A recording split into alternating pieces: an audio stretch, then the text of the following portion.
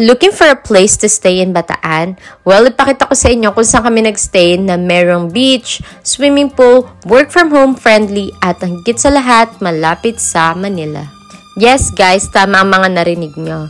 So galing kaming Nueva Ecija at nag-SCTEX kami papunta dito.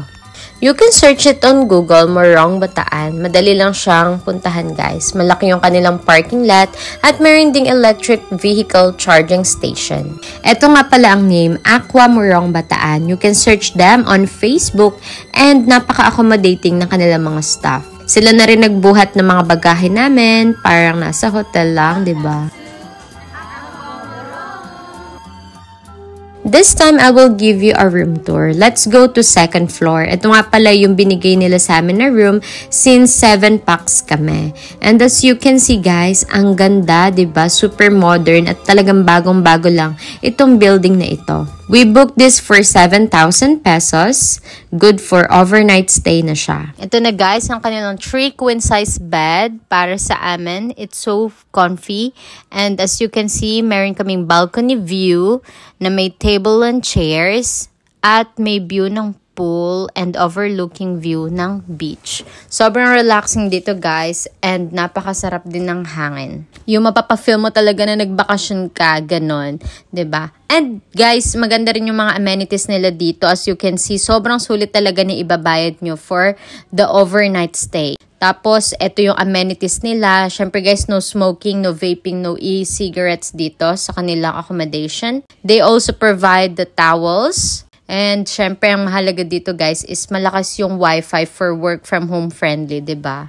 May TV din sila, may tables na pwede para sa mga nagwo-work. At eto naman yung restroom nila guys. The shower area is also spacious, the toilet, they also have a big sink na pwedeng-pwede sa mga makeups nyo, and that is what I really like. Tapos guys, tour ko kayo sa kanilang mga swimming pools. Ito nga pala ibubungad sa inyo. Parang mga 3 feet lang tong pool na to. Good for kids or yung gusto lang mag-relax dyan. Ito na may mga cottages nila na free access once na nag-accommodate kayo sa kanila. Meron ding kitchen area.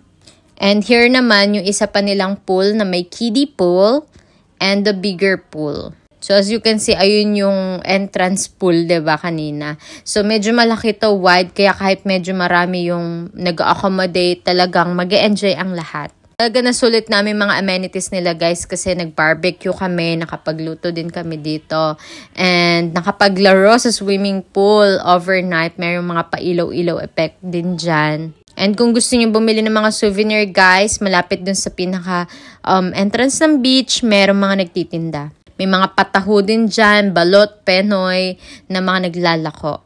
And ito yung view kapag low tide siya, sobrang sarap maglakad-lakad. Ito naman yung view kapag hapon na guys, ang sarap ng alon sa dagat. Medyo dark lang yung itsura dito guys kasi nag-ambon that day. Hindi nagpakita si sunset, kaya ganyan yung view.